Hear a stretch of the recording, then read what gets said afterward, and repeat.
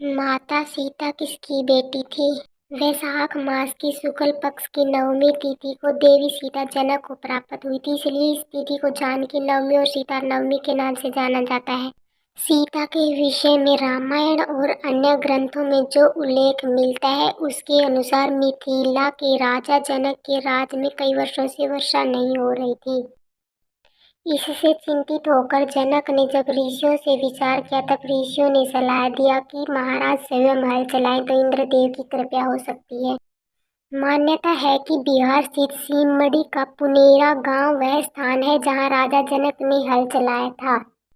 हल चलाते समय हल एक धातु से टकराकर अटक गया। राजा जनक ने उस स्थान की खुदाई करने का आदेश दिया। इस स्थान से एक कलश निकला जिसमें एक सुंदर सी कन्या थी। राजा जनक की निसंतान थे। उन्होंने कन्या को ईश्वर की कृपा मानकर पुत्री बना लिया।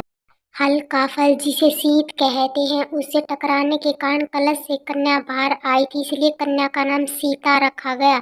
इस घटना से ज्ञात होता है कि सीता राजा जनक की अपनी पुत्री नहीं थी। धरती के अंदर छुपे कलश से प्राप्त होने के कारण सीता खुद को पृथ्वी की पुत्री मानती थी, और लेकिन वास्तव में सीता के पिता कौन थे और कलश में सीता कैसे आई उसका उल्लेख अलग अलग भाषाओं में लिखे गए रामायण और कथाओं से प्राप्त होता है।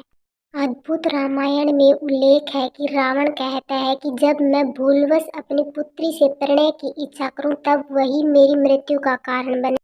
रावण के इस कथन से ज्ञात होता है कि सीता रावण की पुत्री थी। अद्भुत रामायण में उल्लेख है कि घृतस्मद नामक ब्राह्मण लक्ष्मी को पुत्री रूप में पाने की कामना से प्रतिदिन एक कलश में कुश के अग्रभाग से मंत्रोच्चारण के साथ दूध की बूंदें डालता था। एक दिन जब ब्राह्मण कहीं बाहर गया था तब रावण उनकी कुटिया में आया और वह यहाँ मौजूद ऋषियों को मारकर उनका रक्त कलश में भर लिया।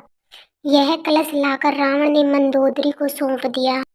रावण ने कहा कि यह तेज विष है, इसे छुपाकर रख दो। मंदोदरी रावण की उपेक्षा से दुखी थी। एक दिन जब रावण बाहर गया था तब मौका देकर मंदोदरी ने कलश में रखा रक्त पी लिया। इसके पीने से मंदोदरी गर्भवती हो गई। लोक लाज के डर से मंदोदरी अपनी पुत्री को कलश में रखकर उस स्थान पर छुपा गई जहाँ से जनक ने उसे प्राप्त किया। तो ऐसे हुआ था माता सीता का जन्म। वीडियो अच्छी लगी तो कृपया लाइक शेयर एंड चैनल को सब्सक्राइब करें। जय श्री राम।